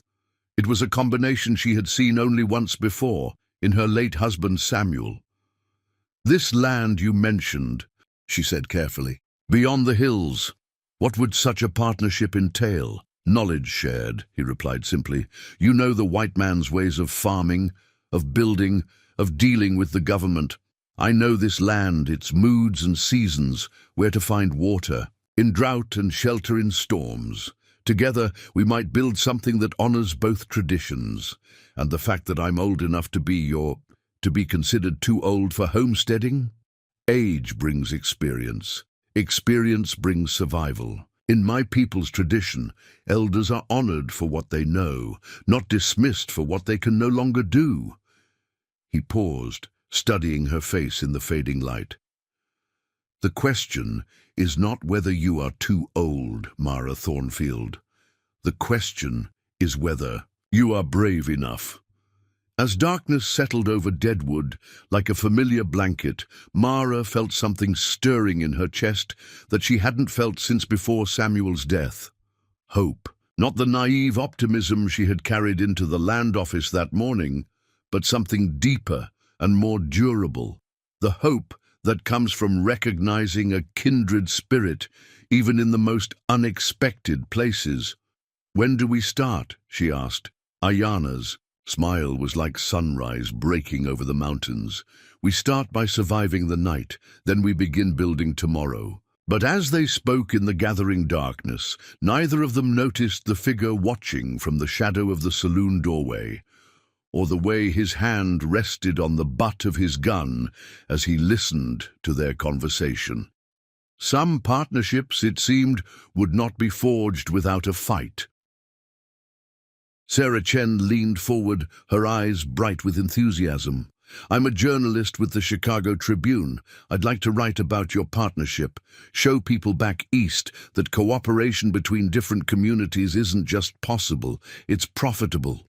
"Why?" Mara's question was blunt. "What's the real purpose here?" Mitchell and Chen exchanged looks that suggested they'd anticipated this question. "Federal homestead policy is under attack in Congress," Mitchell admitted. "Too many failures, too much fraud, too many stories about violence and corruption. Some legislators want to end the program entirely. But your homestead proves the system works when it's used honestly," Chen continued. "A 63-year-old widow and a Lakota hunter creating a successful farm through cooperation and mutual respect. That's exactly the story we need to save the Homestead Act." Mara felt a familiar wariness. She'd learned to be suspicious of people who wanted to use her story for their own purposes, no matter how noble those purposes might seem. "What would this publicity mean for us?" she asked. "We've worked hard to build a quiet life here." "Fame is a double-edged sword." Ayana agreed. "It brings attention, both wanted and unwanted. Martha spoke up for the first time since the introductions. "I know you value your privacy, but think about what this could mean for other people in your situation. How many widows are being told they're too old to start over? How many native people are being denied fair treatment because of prejudice?" The argument struck home because Mara had been thinking the same thing. Their success felt almost guilty sometimes. They'd found happiness and prosperity while others remained trapped by the same prejudices they'd overcome. "We'd need editorial control," she said finally. "No sensational nonsense, no false drama. Just the truth about how hard work and mutual respect can overcome seemingly impossible obstacles. And protection for our privacy afterward," Ayana added. "We don't want to become curiosities for tourists and thrill-seekers." "Agreed on both counts," Chen said quickly. "I'm interested in writing about your methods, not your personal lives." They spent the afternoon discussing details, with Mara and Ayana asking pointed questions about publication timing, distribution, and potential consequences. Both had lived long enough to understand that good intentions didn't always lead to good outcomes. As evening approached and their visitors prepared to return to town, Martha lingered for a private conversation. "You've changed," she observed, studying Mara's face in the lamplight. "Not just healthier and happier, though you're both of those. You've become settled, truly settled, in a way I never saw back in Deadwood." Mara considered the observation. "I spent most of my adult life trying to please other people, Samuel, his children, the church community, neighbors who never quite approved of anything I did. Out here, the only opinions that matter are Ayana's and mine. And his opinion matters.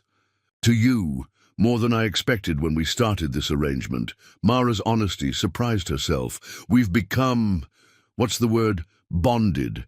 Not romantically, we're too old and practical for that, but we've become essential to each other's happiness." Martha smiled knowingly. "That sounds like the best kind of love to me." After their guests departed, Mara and Ayana sat on their front porch, watching stars emerge in the darkening sky. The decision about the newspaper article weighed on both of them, representing as it did a choice between continued privacy and potential influence. "What do you think?" Mara asked finally. "I think we've been given an opportunity to help other people who are facing the same challenges we overcame." Ayana's voice was thoughtful. "Question is whether we're brave enough to risk our peaceful life for that chance, or whether we're selfish enough to keep our success to ourselves when sharing it might change other lives." They sat in comfortable silence, each wrestling with the decision privately. Around them, their valley breathed with the quiet sounds of evening, cattle lowing, horses moving in the pasture, the creek murmuring its endless song. "Together?" Ayana asked, extending his hand. "Together," Mara agreed, clasping it firmly. Whatever came next, they would face it as they had faced everything else, as partners who had found in each other not just companionship but the courage to become more than either had ever imagined possible alone. Poor Homesteader Story. Part 4-3. Days later, Mara stood at the edge of paradise and wondered why her stomach was twisted in knots. The valley spread before them like something from a fairy tale. Golden grassland rolling toward a creek that sparkled in the afternoon sun, timber-covered hills rising on three sides to create natural windbreaks, soil so rich and dark it looked like chocolate cake. Everything Ayana had promised, and more. So why did she feel like they were walking into a trap? Beautiful, isn't it? Ayana dismounted beside her, but his voice carried the same unease she felt. Too beautiful. Mara's eyes swept the valley, cataloguing details with the suspicious mind of someone who had learned that life rarely offered gifts without strings attached. In my experience, when something looks perfect, it usually means you haven't spotted the problem yet. They made camp that evening beside the creek, close enough to hear the water's music, but positioned where they could see anyone approaching from three directions. As Ayana tended the horses, Mara explored their potential home site with the methodical thoroughness that had kept her alive through 40 years of marriage to a man who changed locations whenever creditors got too close. The soil was indeed rich, but she found evidence of periodic flooding. The timber was abundant, but showed signs of disease in several groves. The creek ran clear and fast, but followed a course that would make irrigation challenging. Every advantage came with a corresponding difficulty, exactly what she'd expected. "Find any deal breakers?" Ayana asked, joining her as she examined a stand of pine trees. "Challenges, not impossibilities." She pointed to high water marks on several tree trunks. "Spring floods, probably annual. We'd need to build on higher ground and plan crop rotation accordingly." "And?" He'd learned to read the reservation in her voice that meant more problems coming. "Bark beetles in about 30% of the pine. We'd need to harvest the infected trees quickly before they spread. Could work in our favor, gives us immediate building material while clearing diseased timber." Ayana studied the trees with new understanding. "You see problems as opportunities. Has to be that way. Samuel used to say—" She stopped herself. 3 days of travel had been filled with too many sentences that began with "Samuel used to say." She was building a new life, not trying to recreate the old one. What did he say? Ayana's tone held genuine interest, not polite obligation. "That every piece of land tells you exactly what it wants to become. The trick is listening instead of imposing your own ideas." She kicked at the soil with her boot heel. "This valley wants to be productive, but it demands respect. We work with its rhythms, or we fail." They spent the evening planning, sketching, rough maps in the dirt by firelight, and discussing the practical realities of establishing a working homestead. Mara found herself genuinely excited for the first time since leaving Ohio, not with naive optimism, but with the solid satisfaction of a craftsman contemplating a challenging but achievable project. "Water rights will be crucial," she said, updating their sketch with notes about irrigation possibilities.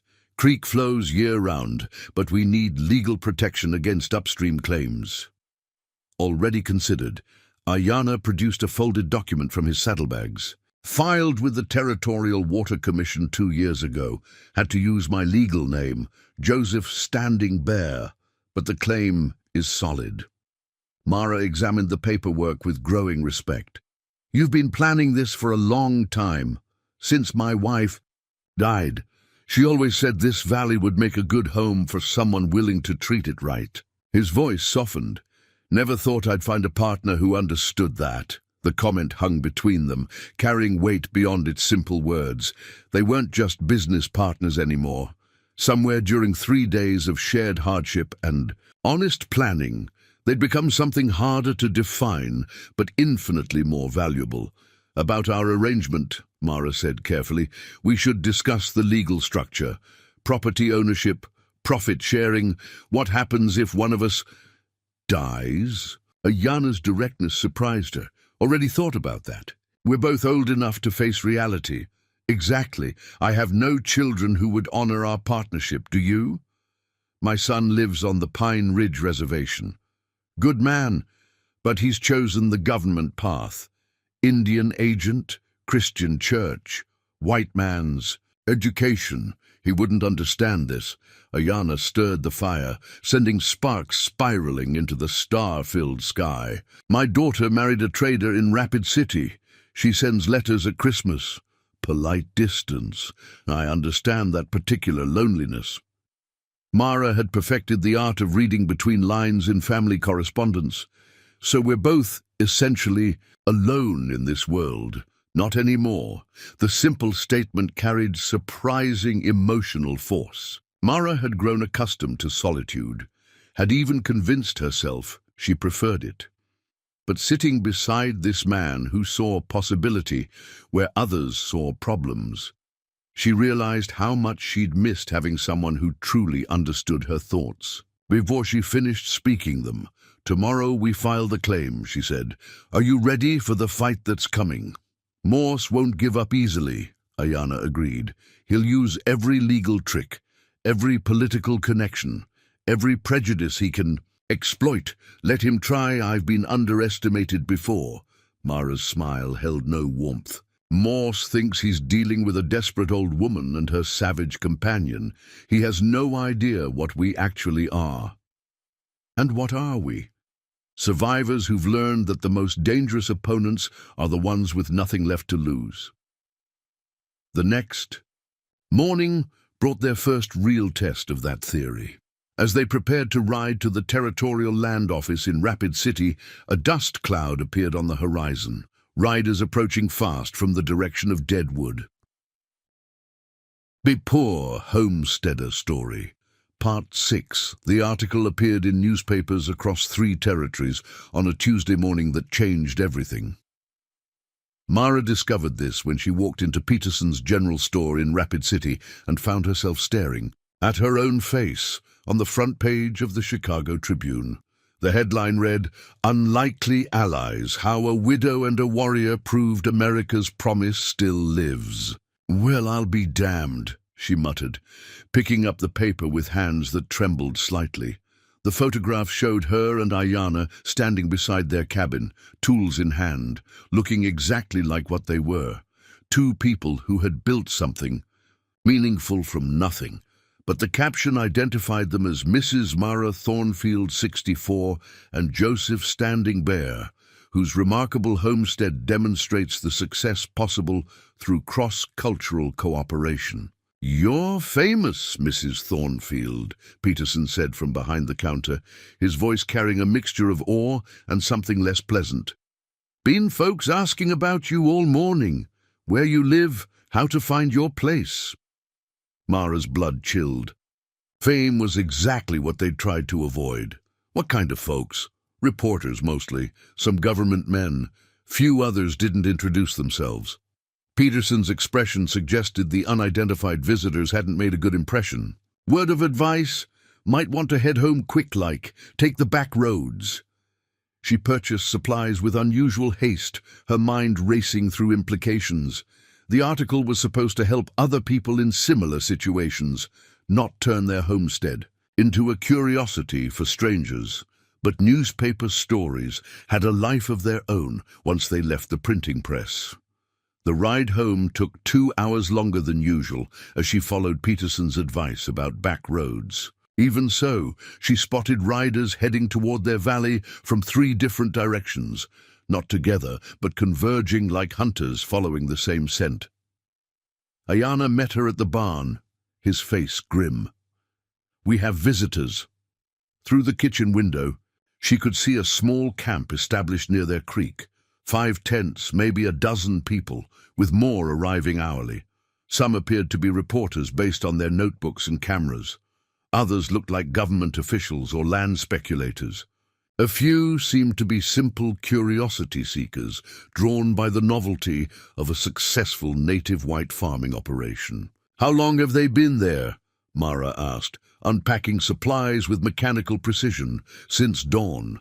Started with 3 reporters, then word spread. Ayana's jaw was tight with controlled anger. "They're treating our home like a traveling show." A knock at the door interrupted their conversation. Through the window, they could see a well-dressed woman with a notebook, flanked by 2 men with cameras. "Mrs. Thornfield? Mr. Standing Bear? I'm Rebecca Martinez with the Denver Post. Could we have just a few minutes of your time?" "No," Ayana called through the door. "Private property." "We're prepared to pay for an interview," the woman persisted. "Our readers are fascinated by your story." Mara felt her temper rising. They'd agreed to the original article to help other people, not to become entertainment for newspaper readers. "We have nothing to add to what's already been published." But the reporters didn't leave. If anything, more arrived throughout the day. By evening, their peaceful valley resembled a small town, complete with cooking fires and pitched tents. The visitors showed no respect for property boundaries, wandering through their fields and photographing their animals without permission. "This is intolerable," Mara said, watching a man in a bowler hat chase their chickens with a camera. "We can't live like this. It'll pass," Ayana replied, but his voice lacked conviction. "Newspaper stories fade. People move on to the next sensation." He was wrong. The next morning brought a telegram from Sarah Chen, warning that 3 more major newspapers planned feature stories. Worse, a promoter from Chicago had announced plans for a Frontier Harmony tour, bringing paying customers to see their remarkable cross-cultural success story. "We're not animals in a zoo," Mara said flatly. "No, but that's how they're treating us." Ayana studied the telegram with growing disgust. "The question is what we do about it." Their answer came from an unexpected source. Around midday, a single rider approached the house. Not a reporter or curiosity seeker, but a native woman about Mara's age, wearing traditional dress mixed with practical riding clothes. "Joseph Standing Bear," she called in heavily accented English. "I am Catherine Crowfeather. I knew your wife." Ayana's entire demeanor changed, surprise and pleasure replacing his earlier tension. "Catherine, what brings you so far from the reservation?" "This nonsense," she replied, gesturing toward the reporter camp with obvious distaste. "My grandson reads newspapers. He told me white people are making circus of your life." Catherine dismounted with the fluid grace of someone who'd spent a lifetime on horseback. She was smaller than Mara, but carried herself with unmistakable authority. "You must be the widow woman," she said, studying Mara with intelligent eyes. "The one who gardens like she was born to it." "Mara Thornfield." The introduction felt formal, but Catherine's presence demanded respect. "I hear good things about your corn, bad things about these newspaper people bothering you." They invited her inside, grateful for a visitor who wasn't carrying a camera or notebook. Catherine accepted coffee and examined their home with the critical eye of someone who understood the work required to create such comfort from wilderness. "Nice house," she pronounced finally. "Clean, organized, shows proper respect for the land." She paused, sipping her coffee. "But you have problem now." "The reporters," Ayana agreed. "Not just reporters. Fame brings other troubles. Land grabbers, government people who want to study you like bugs, white women who think they can do what you did but don't understand the work involved." Catherine's expression was knowing. "I've seen this before." "What happened?" Mara asked. "Young chief named Sitting Bull became famous after Little Bighorn. White newspapers wrote stories about him, called him noble savage, great warrior, mysterious Indian. Soon every white person in America had opinion about him. Some wanted to kill him, some wanted to make him pet. All wanted to own piece of him." Catherine's voice grew sad. "Fame killed him surer than any bullet." The comparison chilled Mara. She'd read about Sitting Bull's death, the way celebrity had made him a target for both enemies and misguided admirers. "What do you suggest?" Ayana asked. "Disappear," Catherine said simply. "Let the newspaper people write about empty cabin. Let the tourists take pictures of ghosts. Fame can't hurt you if they can't find you." "Leave our home." Mara's voice cracked. "We've built everything here." "Home is not place," Catherine replied gently. "Home is people who understand you. Land is everywhere. Good people are rare." That evening, as reporter campfires flickered in their valley like fallen stars, Mara and Ayana faced the hardest decision of their year together. Their homestead represented everything they'd worked for, dreamed of, sacrificed to achieve, but it was becoming a prison of unwanted attention. "There's another valley," Ayana said quietly, as they sat on their porch, surrounded by the sounds of strangers camping on their land. Farther north, smaller, harder to reach, no railroad access, which means no easy way for tourists to visit. Start over again, start better. We know what works now, what mistakes to avoid. He looked at their cabin, their fields, their carefully built life. We could take the livestock, the tools, the seeds we've developed, everything that matters. Except the house, the barn, 3 years of improvements. Buildings can be replaced, peace of mind can't. Mara considered the choice in silence, weighing loss against freedom. Around them, strangers laughed and talked as if they owned the place, planning stories and photographs that would turn her private life into public entertainment. When would we leave? Soon. Before they turn us into something we're not. The next morning, Catherine Crowfeather proved that some problems had simple solutions. She rode into the reporter camp at dawn, accompanied by 6 young men whose presence suggested they weren't there for conversation. "This is Lakota land," she announced, in a voice that carried across the entire camp. "Sacred ground. You are trespassing on burial sites." The claim was probably false, but it carried enough authority to make the reporters nervous. Within hours, the camp began breaking up as city-bred journalists decided they didn't want to risk conflicts over Indian burial grounds. "That's not entirely honest," Mara observed, watching the exodus from their kitchen window. "Neither was their claim to photograph your private life without permission," Catherine replied pragmatically. "Sometimes lies fight lies." By evening, their valley was quiet again, but the peace felt temporary, fragile as morning frost. They all knew the reporters would return once they verified there were no actual burial sites. "We leave tomorrow," Ayana decided. "Catherine, will you help us move the livestock?" "Of course, but first, I want to understand something."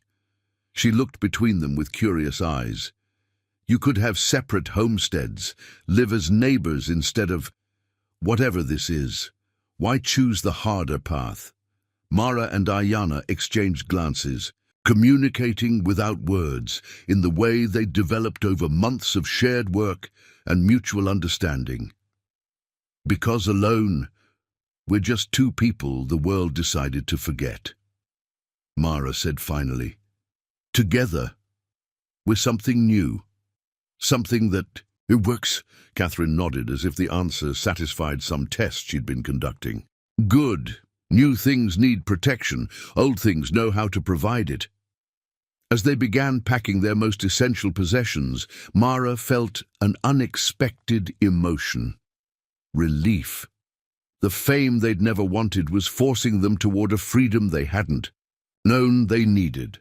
Their next valley would be theirs alone, unmarked by newspaper stories or government officials or curious strangers. Sometimes the best way to keep something precious was to let the world think it was lost. Unter Poor Homesteader Story, Part 5-6. Months later, Mara stood in her vegetable garden at sunrise, coffee steaming in her hands, and marveled at how completely wrong she'd been about everything. The valley hadn't tried to defeat them. It had tested them. The spring floods Ayana had warned her about turned out to be a blessing, depositing rich silt across their fields and providing natural irrigation for their first crop of corn. The diseased pine trees she'd worried about had indeed been harvested quickly, providing enough lumber to build not just a house, but a proper barn and smokehouse. But the real surprise was how much she'd underestimated her own capacity for happiness. Admiring your empire, Ayana emerged from the barn, leading their milk cow, a cantankerous Holstein named Brunhilde, who'd been worth every penny of the outrageous price they'd paid for her in Rapid City. Admiring the sunrise, Mara corrected, though her eyes did, sweep proudly over the neat rows of vegetables, the flourishing cornfield, and the sturdy log cabin that had become more of a home in 6 months than the Ohio farmhouse had been in 20 years. "Same thing," Ayana replied, understanding perfectly what she meant. Their partnership had evolved into something neither of them had expected. What began as a practical arrangement between 2 desperate people had deepened into genuine affection. Not romantic love. They were both too old and practical for such foolishness, but something rarer and more durable. They were true companions, each bringing strengths that perfectly complemented the other's weaknesses. Mara had proven to be a gifted organizer and negotiator, turning their raw materials and limited resources into a thriving homestead through careful planning and relentless attention to detail. Ayana's knowledge of the land and seasons had prevented dozens of costly mistakes, while his connections in the native community had provided access to seeds, livestock and labor that would have been impossible for a white woman alone to obtain. "Letter came yesterday," Ayana said, producing an envelope from his pocket. "From your friend Martha in Deadwood." Mara accepted the letter with curiosity. She and the schoolteacher had maintained a correspondence, but Martha's news was usually confined to town gossip and requests for fresh vegetables. This letter was different. "Dear Mara," she read aloud, "I hope this finds you and Joseph well and prospering. I'm writing with news that will interest you both. Clayton Morse has been arrested by federal marshals on charges of fraud, bribery, and conspiracy. It seems his business practices finally attracted the wrong kind of attention when he tried to cheat a senator's brother out of mineral rights. He's been sentenced to 5 years in federal prison. More importantly, all his land claims based on fraudulent documentation are being reviewed and will likely be voided. Several families he cheated out of their homesteads are expected to have their claims restored." Mara's voice trailed off as the implications sank in. Their primary enemy, the man who had threatened to destroy them before they even began, was gone. Not defeated in battle, but brought down by his own greed and the very corruption he'd used as a weapon against others. "Justice has an interesting sense of timing," Ayana observed mildly. "Samuel used to say that patient people get to watch their enemies defeat themselves." Mara folded the letter carefully. "Looks like he was right about that, too." They worked together through the morning, harvesting the late vegetables that would see them through winter and preparing the fields for next year's planting. It was satisfying work, made more pleasant by easy conversation and the comfortable rhythm they'd developed over months of shared labor. Around noon, dust on the horizon announced visitors. Mara's first instinct was still defensive. 6 months of peace hadn't entirely erased the habit of scanning for threats, but these riders approached openly, without the furtive movements of people planning trouble. 3 horses, Ayana counted, shading his eyes. Moving easy, not hurried. As the riders drew closer, Mara recognized Martha Fleming in the lead, accompanied by 2 people she didn't know. A young woman in a practical traveling dress and an older man whose bearing suggested authority. "Martha!" Mara called out, genuinely pleased to see her friend. "What brings you all the way out here?" "Business," Martha replied, dismounting with the easy confidence of someone who'd spent months planning this visit. "Mara Thornfield, Joseph Standing Bear. I'd like you to meet Sarah Chen and Federal Land Commissioner Thomas Mitchell." The introductions were formal, but Mara sensed undercurrents of purpose beyond social courtesy. Commissioner Mitchell wasn't the same man who'd handled their original claim. This was someone higher up the federal hierarchy, the kind of official who didn't make casual visits to remote homesteads. "Mrs. Thornfield, Mr. Standing Bear," Mitchell said, once they'd settled around the kitchen table with coffee and fresh bread. "I'm here because your homestead has become something of a legend in territorial administration circles." Mara and Ayana exchanged glances. Legend could mean either fame or notoriety, and in their experience, government attention was rarely good news. "What kind of legend?" Ayana asked carefully. "The kind that proves federal homestead policy can work exactly as intended, even under the most challenging circumstances." Mitchell's smile seemed genuine. A successful partnership between experienced settlers and native knowledge, productive land use that benefits the entire territory, legal claims processed correctly despite significant opposition. You've accomplished everything the Homestead Act was designed to achieve.